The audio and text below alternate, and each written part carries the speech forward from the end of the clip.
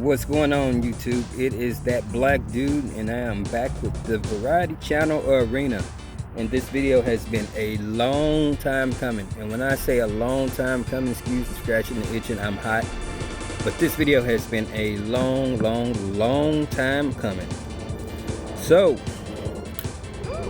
I have promised you guys a update on the 10-year ownership of my 2001 Camaro. 10 years of owning this car. All the stuff that I've pretty much been through with it, stuff that I had to fix, stuff that I've modified on it to keep it going, and daily drive for all of these years. Now, full disclaimer, I've daily driven it for 8 years, owned it for 10, and I will explain to you why I've only daily driven this car for 8 years but owned it 10. I first got this car back in 2015 around April. Got it during a divorce. Overpaid for it because I was distracted.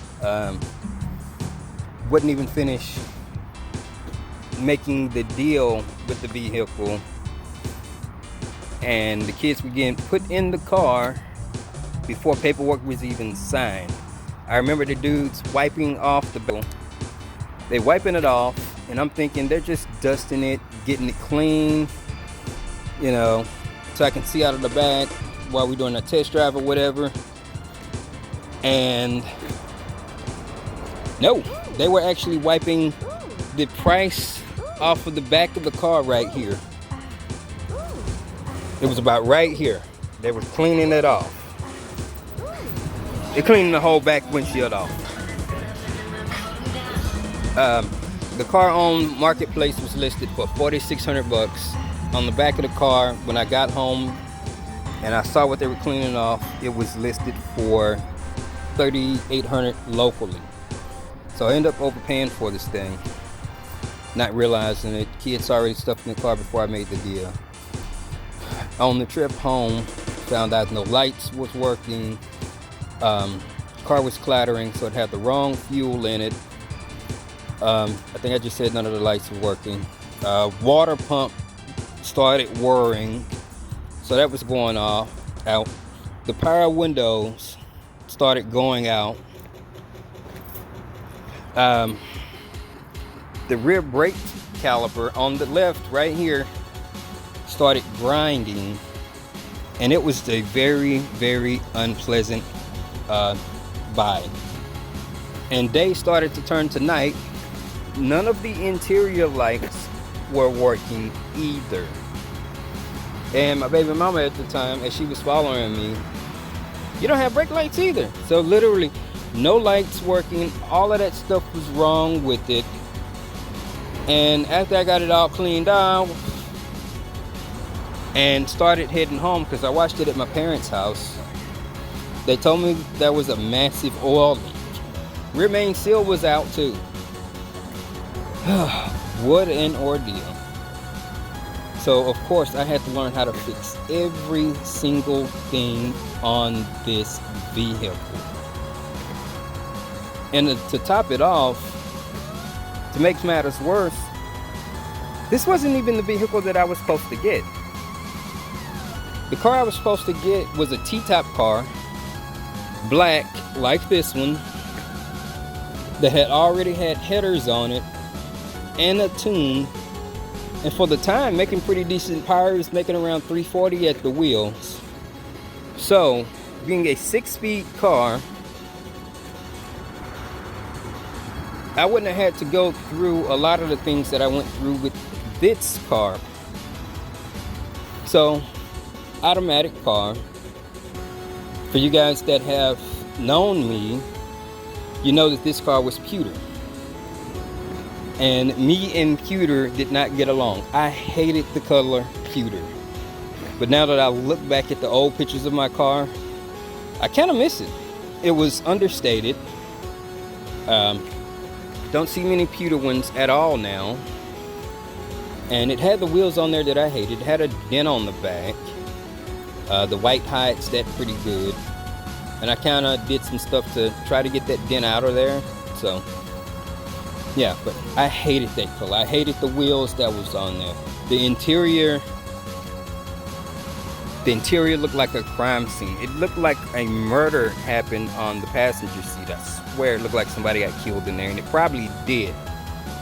But whatever. I ended up saving the vehicle, and I've had it ever since.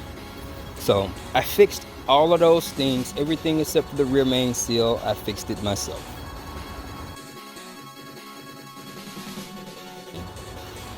So Hurricane Harvey happened in this car's 3rd year of life, with me having it. I went out feeling invincible, learned a new mod, a brand new mod for this car at the time. A new to me mod, where you remove all of this stuff down here. All available doing ultra wide lens. You remove all of this stuff down here, and the air box is just open, nice and open.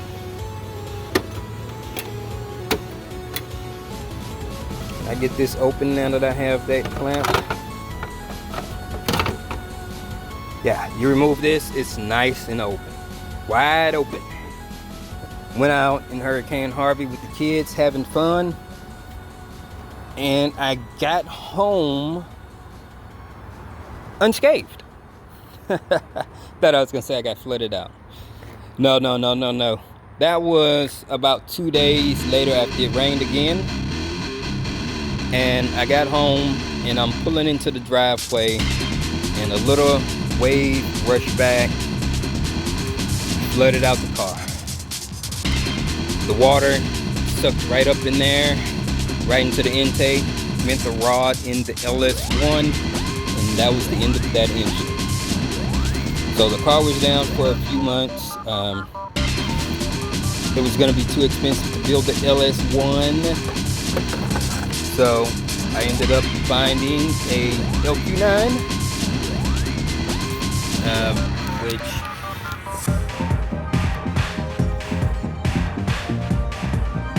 this is the second LQ9. The first LQ9 we did had some cam in there.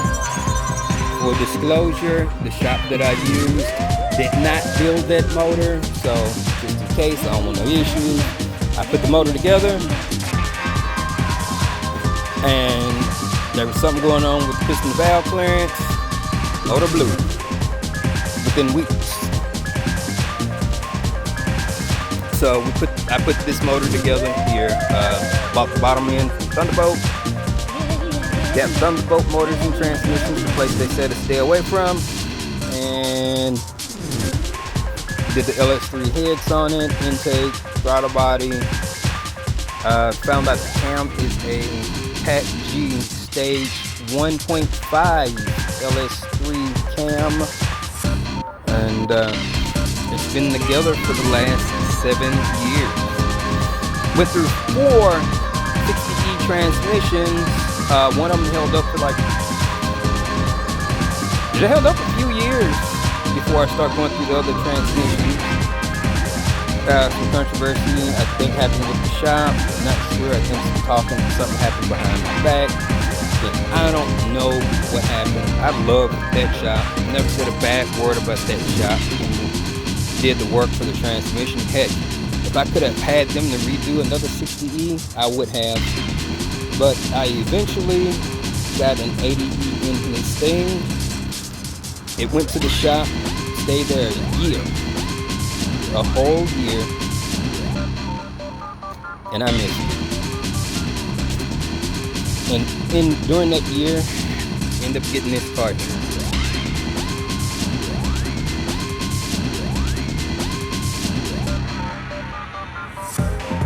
Got a surprise call. The car is ready. Pick it up. I was putting the rear end in this car. Just had finished it. Got the call. This one was ready. I get it. The car is stack shifting.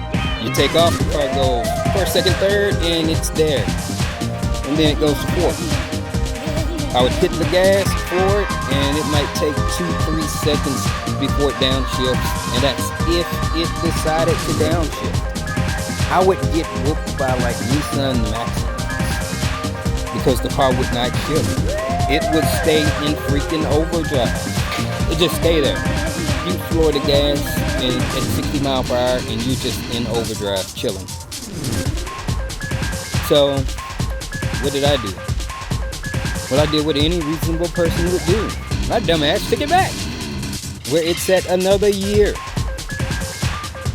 in the sun, and the paint was fading. The beautiful pewter paint job that I'd gone to miss seeing and always hated started fading in the sun.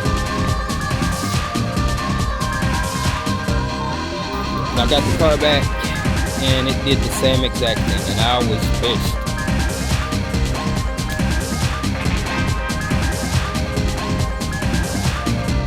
And I called them and told them the same thing happened. It's like, oh yeah, we took it to a very reputable shop in Houston. And I took it somewhere, and they looked at it, and they called that shop, and the shop was like, yeah, I remember that car. We seen it years ago.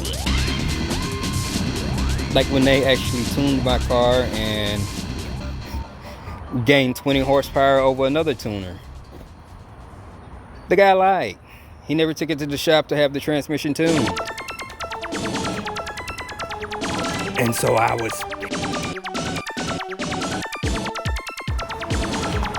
It was a 1 3/4 headers. Chose those because they were easier to work on than the 1 7/8. So, spark plugs are easier to do. Supposedly get better low-end performance out of them, and they'll flow enough for the horsepower that this car is making naturally aspirated, which is what I was looking for. You can make more power with the bigger headers, but I'm not looking for that, especially since I plan on running boost one day. Next update was the 60 and then the 80E later on down the road. Of course, the stall converter, which is supposed to be a 4K converter, but who knows, because this car vibrates and shakes like crazy over 90. Eventually the manual shift conversion. Then we did the True Cool 40K, which is the off-brand version, because ain't no way I'm paying $100 for a transmission cooler when it's just pipes and cooling. It's just pipes and fins. It's gonna do the same thing, and it's been great ever since. Transmission stays good and cool. The interior doesn't look like a crime scene. I mean, it's pretty dirty and filthy now, folks. And we just came back from a 1,650 mile trip. So Dragon Ball hat on the floor. Fur everywhere. I did end up doing this here, and not by choice. I was out doing Uber Eats when the ignition went out, and so I had to do that to get home. Rear suspension. We did end up doing the let's see if we can see that.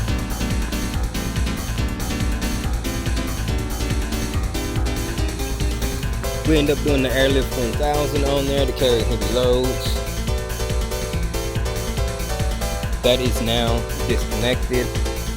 We did the upper alternator mount for a couple of reasons. For one, the alternator broke down there. I eventually got the bolt out of the block. And two, boost. That went with the turbo kit that I bought.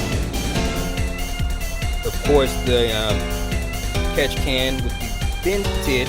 This is a vented oil cap, OEM from the Equinox. So it lets pressure out. This right here is part of the ignition right there with a big 50 amp fuse. Yeah, I put it in a bottle there. Yeah, CVS pill bottle. So it's a huge, big old blade fuel like that in it.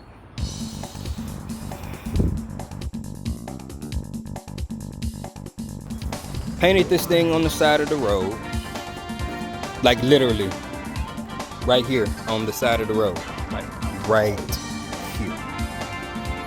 That is Rust-Oleum Foam White. I could not get rid of the little badges. Somebody says it's wacky, but it's an LQ9, so hey, whatever. Big deal. No, these are not GTA wheels. These are King 16x9 that have been rebadged, and they are filthy. And this wheel seat back here, which, I mean, my interior is filthy from that 1,600 mile trip. Weird seat right here with the extra seat built in the middle. I call it a bench conversion. You call it crap if you want, but all the kids can sit across the back there. So you know how you get too many kids in here? You can actually sit one in the middle, not on the hump, and buckle them in.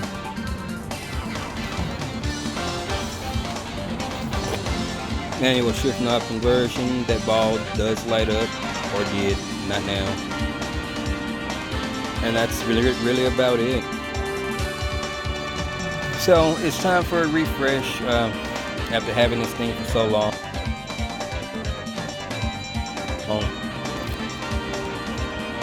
8 years of getting to and from work, 8 years of street racing, 8 years of taking the kids to school, 3 relationships, a divorce, a marriage, getting to and from work, 1,600 plus mile round trip this previous weekend, and we are back home. Busted radiator hose, and so the engine is freaking filthy. Upper radiator hose blew on us, and we got water and stuff everywhere. And what reminded me to do this video, ironically, was the rear left brake here went, and so it actually started to eat into my rotor, which ticked me off because these are slotted freaking rotors. And I had leftover pads from the black car here, front ones, thinking it was the front, and I had some leftover Honda Odyssey brake pads.